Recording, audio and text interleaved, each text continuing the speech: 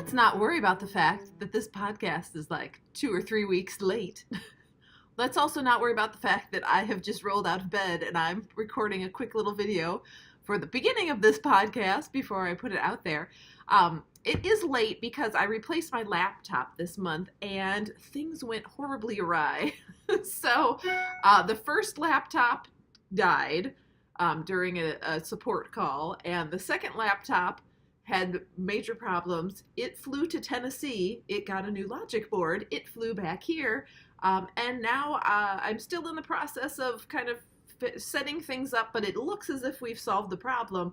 Apparently some sort of system file that I was trying to transfer over from my old computer maybe wasn't a problem there, but when I transferred it onto the new system, then it wreaked total havoc. So it was really bad, and it took me a really long time to get this podcast out, but I think things are going well now as far as that is concerned. So I should be on a fairly regular 2-week schedule from here on out. So anyway, I hope that you enjoy the podcast. Oh, by the way, I have to show you this. Cat socks. That's right, cat socks. I'm ready for the day. All right, enjoy. Hello, and welcome to the Trappings and Trinkets knitting podcast. I'm your hostess, Nicole. If you are a new viewer, I'm so happy you found me. And if you've been here before, then thanks for coming back. I appreciate you spending a little time with me. So I recorded this podcast this morning, and then I had some stuff to do, and then I came back and I was going to edit it, and my computer ate it. I don't know what happened. It completely disappeared.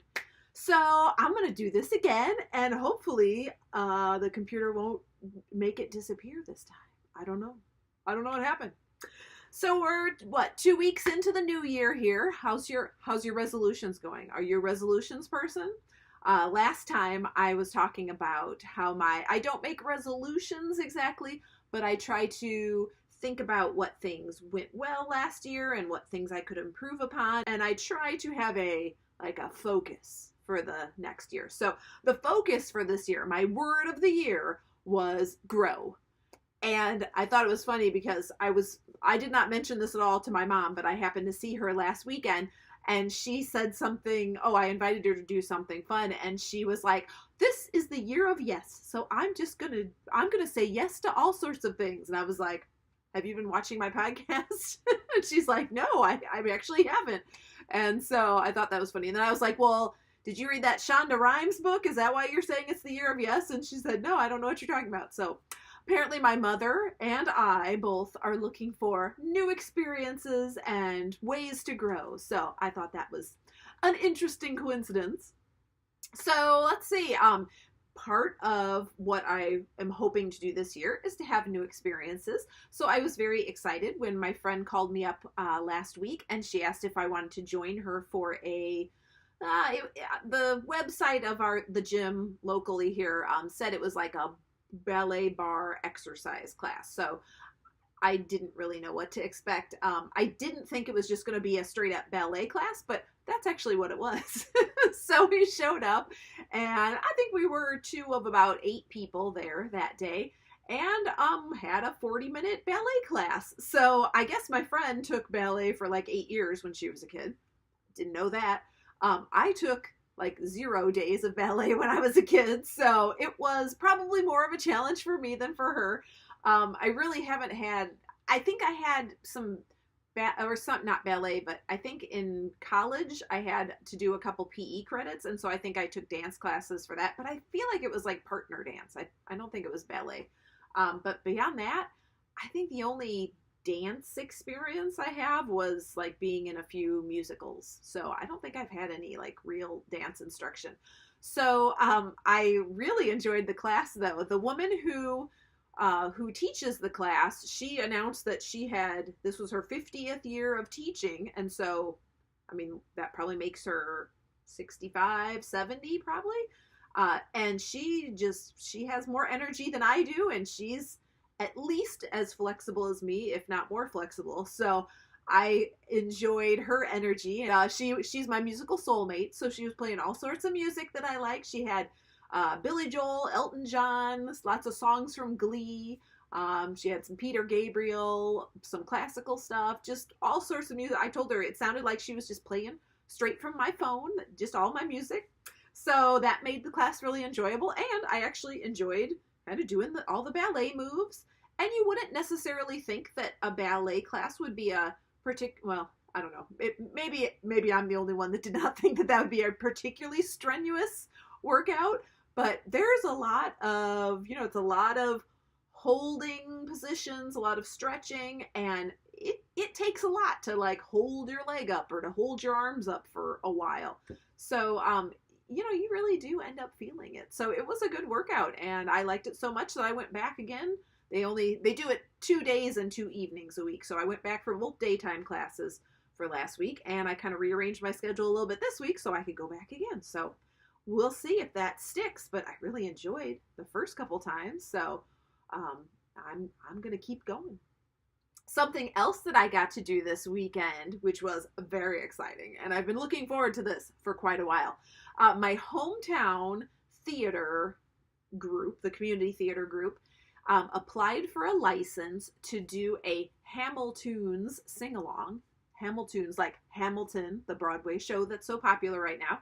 And it was a lot of fun. So I guess the license is free, but you do have to apply for it. So if you or someone you know is involved in community theater and they want to try to do this in their town, you can apply for the license, and that's free.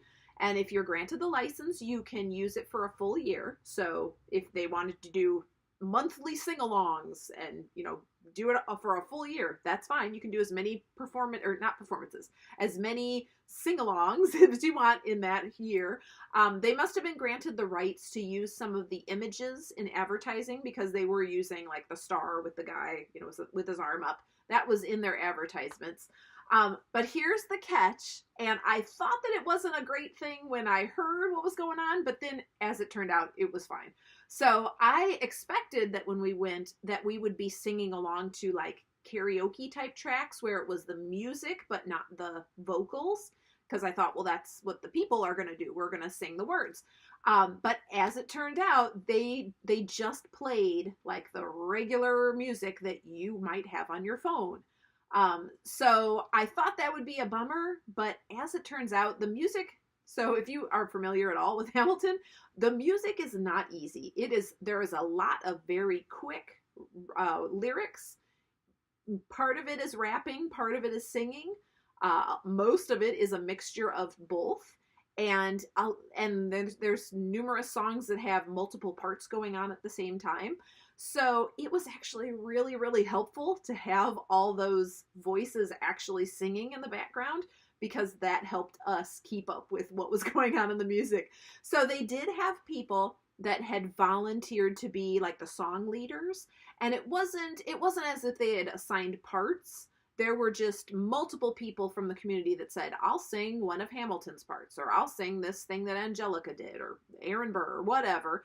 And it was actually male and female. There were lots of women that were singing male parts. So like that wasn't an issue at all. But part of the licensing agreement was that you cannot perform it, like you can't stage it. So they weren't really supposed to be acting. There wasn't supposed to be any blocking. And they weren't really supposed to be doing costumes. So there was one guy that showed up in his like Revolutionary War coat.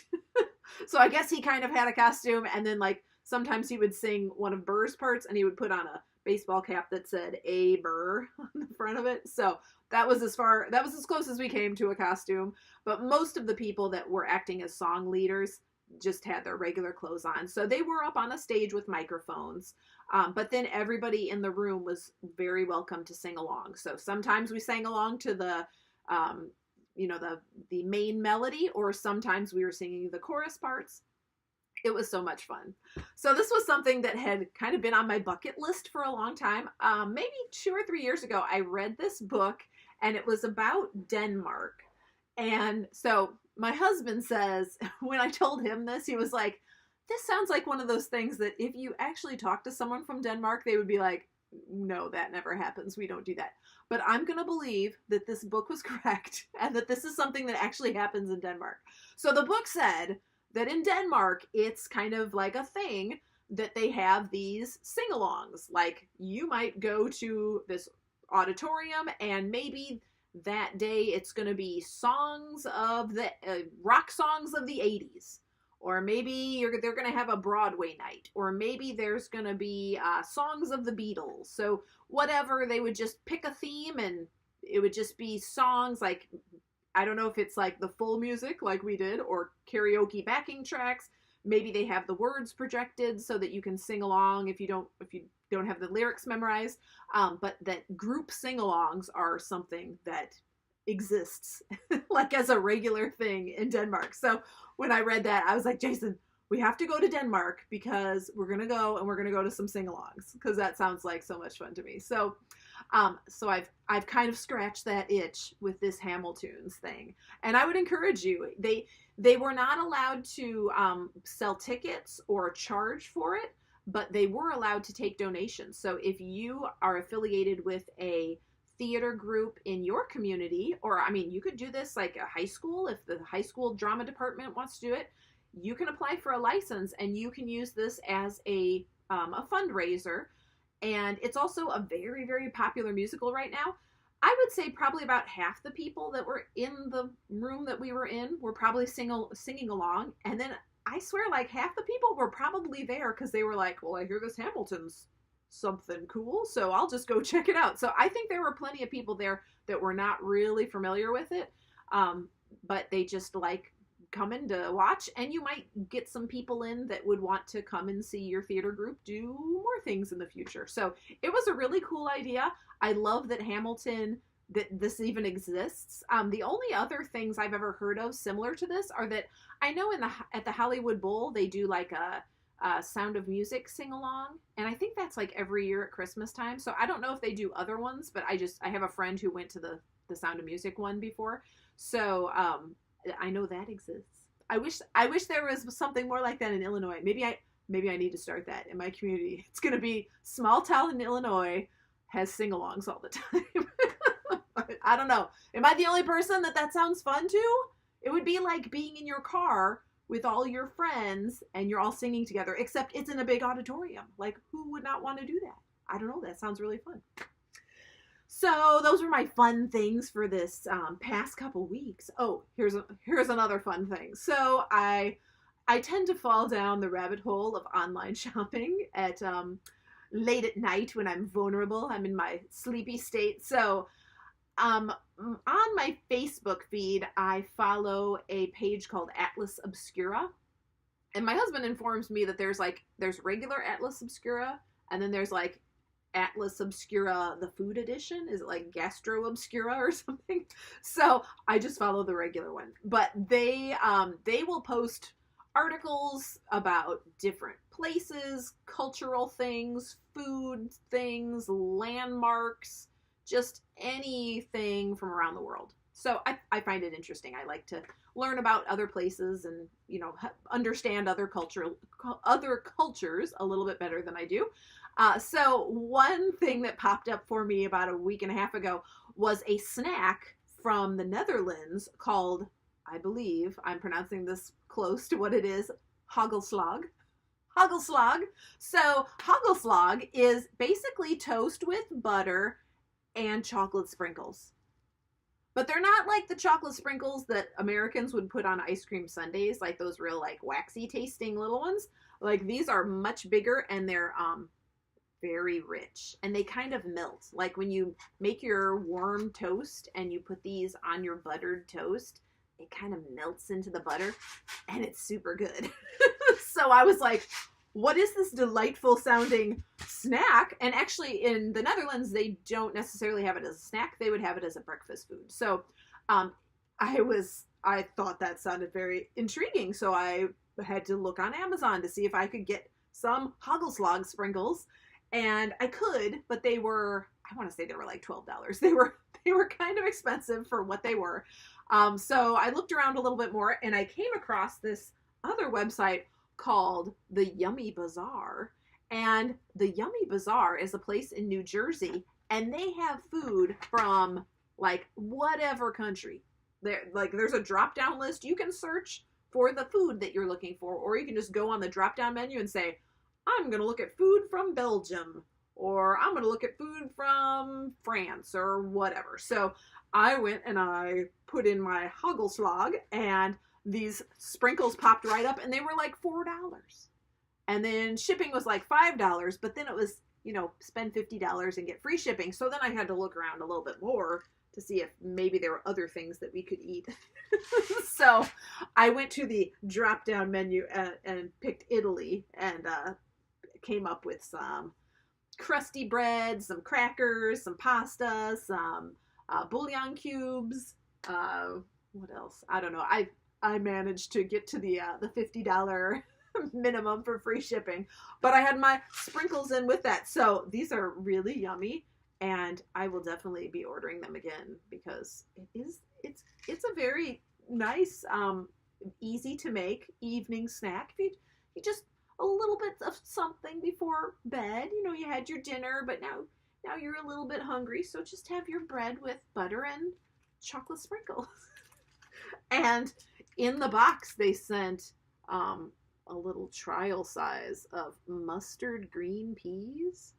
So I haven't opened those yet. Those don't sound good to me. I don't think I told my husband this was in with the box, so he'll probably try them. He's more adventurous than I am when it comes to unfamiliar foods. So we'll save those for Jason. All right, shall we talk about knitting? So, number one, here's my finished object. This is a hat, and I regret that I cannot tell you where to get the pattern yet, because it doesn't exist. Actually, it does exist, but it's in the test knitting phase. So this is a cabled hat that I put one of my rainbow pom-poms on, and it has a snap here. So it's actually fastened to my hat with that snap there, and it's a magnetic snap. So that's nice because it helps you find the spot it goes in. So you sew this side of the snap onto the hat, and then this one obviously comes sewn onto your pom-pom. And once it's on that hat, hold on a moment. Once it's on the hat, it's not going anywhere. I was a little bit concerned when I when I looked into offering magnetic snaps as one of the ways to finish the pom-poms. I was a little bit, I'm not sure I want to do that, because I thought, well, what if that's not very strong? I don't want them falling off. But when I got one, and then I started wearing them and started messing with them, like this pom-pom, it's not going anywhere. So these magnetic snaps are super strong. They are not physical, well, like there is a little bit of an indentation. So they are physically in there. See that little circle? That is an indentation, but it's not physically in there the way a regular snap is. It really is just a very, very strong magnet. But at the same time, I have tested this out. Like you might think, oh, my kid's friend is going to pull their pom-pom off. Probably they won't even realize that it's not sewn on, because you can pull on this pretty hard and it still doesn't come off. I would not worry at all. If this was my kid's hat, I wouldn't worry about somebody pulling the pom-pom off. It wouldn't be any more likely than it would. Like if they're going to pull that hard, they're going to pull a sewn pom-pom off too. But it's not like this isn't going to catch on something and fall off, or, they're not just going to run around crazy on the playground and have that fall off. So this will be published in February, and it'll be the first Tuesday of that month. So I think that's like the 5th or 6th, something like that. But I'll be back before then to tell you about it. Anyway, the pattern is called February Morning, and it'll be published under that name. So that's something to look forward to. I don't have any more finished objects, but I am working on a cowl. And this cowl is called Wine in the Wool, and it has a matching hat that they come as a 2-pattern set. So if you buy the pattern from the cowl link, you will get the hat pattern included. If you buy it from the hat link, you'll get the cowl included. So the 2 patterns come together, and it's a $5 pattern. So it's the same price as a lot of my single patterns. I just decided to package them together. So this was actually one that I've written, and it's solid stripes that have a little bit of color work in between, and it's pretty simple. It's basically 2 colors alternating, and then it also alternates knit and purl stitches. So it's pretty basic. I would say that this is a pretty good beginning color work project. It's not complicated at all. So that's all my knitting. And this is a knitting podcast. Ta-da! So let's talk sewing. I think I've figured out my drawstring bag design.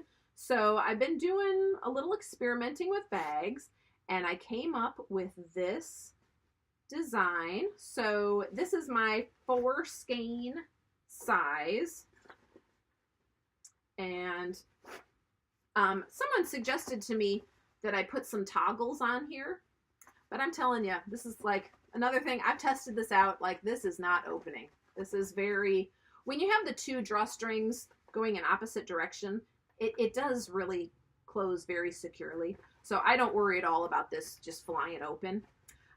So this is my I think I already said that, my 400 gram size. So you can throw 4 skeins of yarn or the equivalent project in there. And so you've got a nice wide gusset there at the bottom. So, you know, it's nice and open, or nice and full. And then I also put this pocket inside, this zippered pocket. And this is a nice size pocket. You could fit your needles, your scissors, your needle gauge, all that kind of stuff would fit in there. I can put my whole hand in and kind of spread my fingers out. So it's probably about 6 or 7 inches wide and deep. So my new computer and I are playing this delightful game. And the game is that I record a video and then my computer deletes it. So the last 2 days have been a lot of fun. I'm trying to finish up this podcast on the last clip. So as you can tell, I look different because this is 2 days later. So on the last clip, which the computer did not eat, thank you, computer, that one, I think I ended because my kids came home from school and interrupted me.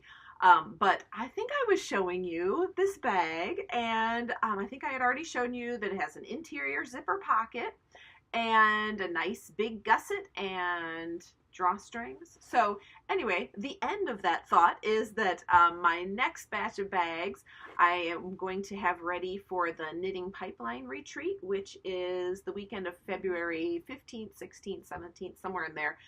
So that's what I'm aiming for. And I have a lot of new fabric combos. I think I'm probably going to just stick to like 4 to 6 fabric combos for this new batch of bags. So you can look for that. And if you're going to be a person that attends the Knitting Pipeline Retreat, my bags are for sale at the Fiber Universe in Peoria.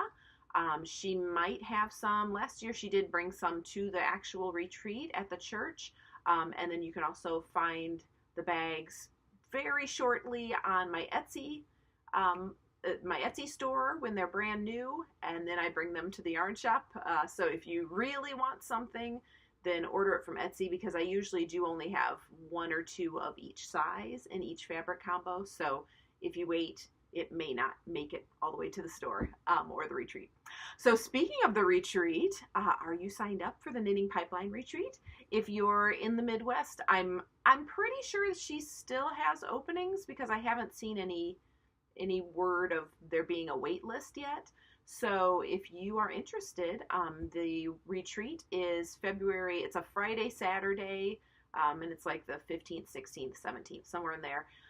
The retreat opens at 2 p.m. on Friday, and then we knit all evening, and you can stay at the church as long as you want. You just, like, I think they lock the doors at 9 or 10, so once you leave after that time, you just can't get back in until Saturday morning. The doors open back up at 8, and then we knit all day until 4 o'clock, and that's when the official retreat ends. Usually there's a group that goes out to dinner afterwards, if you're not a person that wants to get on the road and get back home.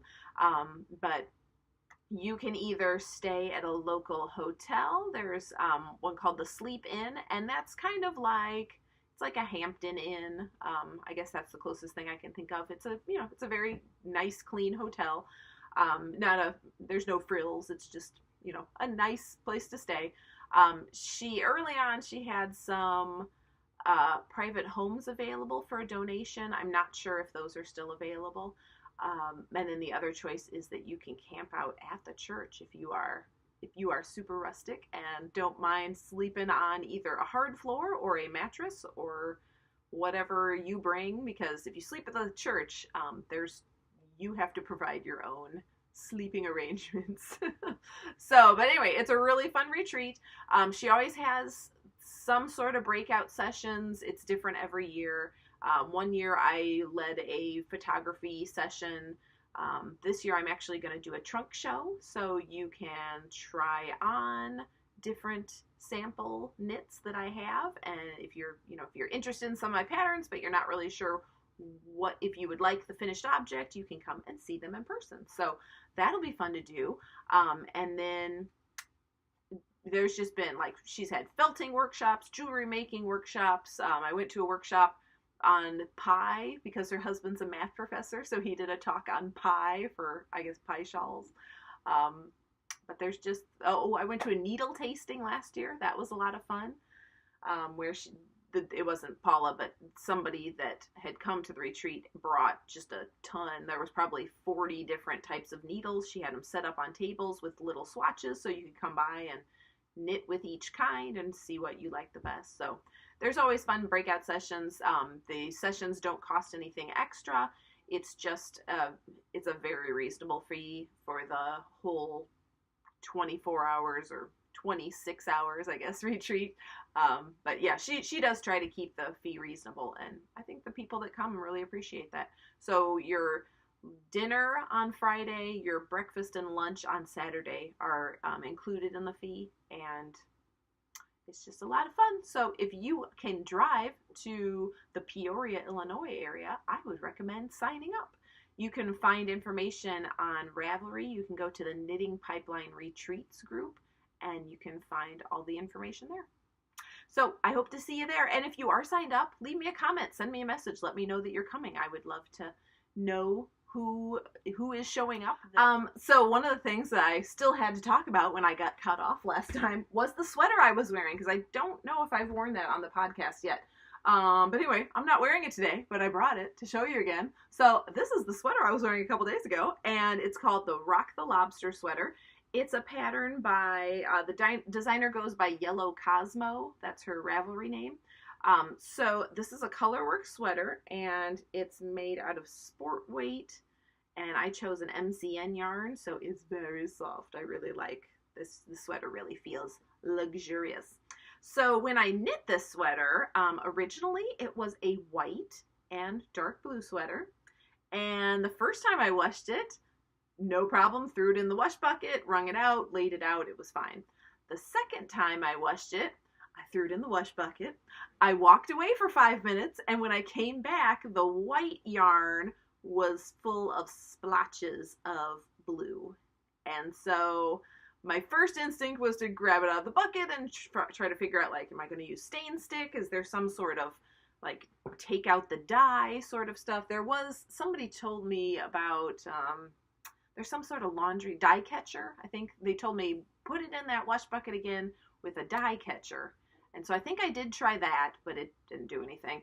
And then I bought another liquid off of like a wool website, and it was supposed to be a liquid that takes the dye out of wood. So I thought maybe I could just dip it so that only the yolk had that liquid on it. But then I realized, no, that's not going to look right, because then eventually I will have to get to the dark blue yarn. So anyway, that was not a good solution. So really the only place to go from there was to just let it be a light blue and dark blue sweater. So I put it back in the wash bucket, left it for a half an hour or so until the top part was uniformly light blue instead of splotchy, and it's fine. So it's kind of like an ice blue and a darker blue, but I really like the color of the yarn. This is a really saturated blue color, and that honestly, that's why it bled so much, because blue and red are kind of, they are the colors most likely to have some extra dye come off of it. So I should have made sure, since I was knitting it in color work with white yarn, I should have known before I started the project that I needed to make sure that that blue yarn was color fast, and I could have done that by putting it in a bucket, seeing if the dye bled off, and if it did, I would put it back in the bucket with some vinegar, and then that would help to set the dye more, and then I would rinse it until the water ran clear, and until I could put it back in the bucket and leave it there and no dye would come off. So that was my bad, but you know, I was anxious. I wanted to get started. So that was my silly mistake. So anyway, this is not an easy color work chart. It does have, I can show you on the inside, it has some longer floats. So you can see like here in particular, those floats probably go over 5 or 6 stitches. But for the most part, it's manageable. And I do appreciate that there's all this dotty stuff down here. I think in an original version or like an earlier version of this pattern, she did not have all those dots. And so this was just an empty blue space. This was an empty blue space. And so that would have been a really long float there. So I appreciate that she did that. But it was a fun color work chart to do. And it was a really well-written pattern. So I would recommend this to anyone who maybe has a little experience with color work and a little experience with sweaters. It's not a pattern that's particularly confusing. It's just that, you know, if you have not knit a garment before, you might not want to make a color work steeked sweater your first garment. So by the way, it's steeked, and again, I can show you on the inside. I know it makes people nervous to cut their knitting, but I swear it is very doable. So this sweater is about, I want to say 4 years old, and as you can see, those steeked edges, they are not unraveling. Those are still firmly in place. So this has been washed, I don't know, probably 50 times in the last 4 years. So you can definitely count on those steeked edges. If you do the crochet chain reinforcements, they will stay. They're not going to unravel. So this is a fun knit, and it's one that gets a lot of wear, and I would definitely recommend it to anyone interested in a color work sweater pattern. All right, last part is projects of the future. I have 2 projects of the future. I was showing you my February morning hat, and I'm going to do another one in a solid color. This is Madeline Tosh DK in the silver leaf colorway, and it's because I know you can't see the texture very well because this yarn is so busy. If I put it up there, see, there really are cables there, but anyway, they're going to look a lot more obvious in the silver color. So I'm going to redo the sample. So this will be the one I photographed for the pattern, and this will just be a fun one just for funsies. My other pattern of the future is a fingerless glove pattern that actually I picked up during the Indie Design Knit Along, and I mistakenly, see, when I had this purple yarn, I lost the label, and typically when I have a skein of very fun yarn, like different colors in it, if I have a single skein of it, it's usually fingering because that's just what I tend to buy. I don't tend to buy a lot of single skeins of higher weights. And so when I pulled this out of my stash, I thought, ooh, that would be a fun color for the background for these fingerless gloves because the color picture is going to be done in white and there's going to be a little bit of like bright pink. So I thought that would stand out well against this background of mostly purple, but there's also a little blue in there, and blue and light purple. So as it turned out, when I started knitting those fingerless gloves, they turned out wildly the wrong size, and that was because this is not fingering weight yarn, it's DK. But at the time, like, it didn't even occur to me that it might not be fingering.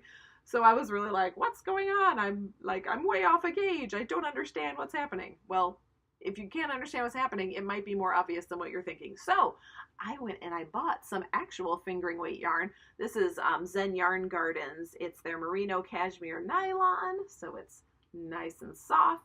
And this is just a solid purple color, which it'll work fine because it is a color work pattern. So the white and bright pink will stand out nicely against this. So I'll put a picture of the finished, I'll put the pattern picture in here so that you can see the finished fingerless gloves along with the title, which has slipped my mind, but that will be something that I get to cast on pretty soon. So those are the projects of the future. Boy, I sure hope that this video actually recorded, and either way, this podcast is going to go up very soon. So maybe it'll just be a half of a podcast, or maybe I'll get to finish it and it'll be the whole thing. But either way, if you're hearing this, then I hope that you've had a great couple weeks. My next couple podcasts might be a little bit on a weird schedule, and because of technical difficulties. I've already been on a weird schedule this month, but February is probably going to be weird as well, just because of scheduling stuff. So we'll see. I will have 2 podcasts out in February. I just don't know exactly when they'll be, so it'll be a surprise. Hooray! Try to stick with me if you want to know when my podcast is coming out. All you have to do is either subscribe on iTunes or Google Play, or you can hit the subscribe button on YouTube and it'll pop a little notification up on your computer when I do upload something. All right, time to start editing these 2 videos together and hopefully make something that I can publish. So I hope you have a wonderful couple weeks, and whenever I see ya, I'll see you then. Bye.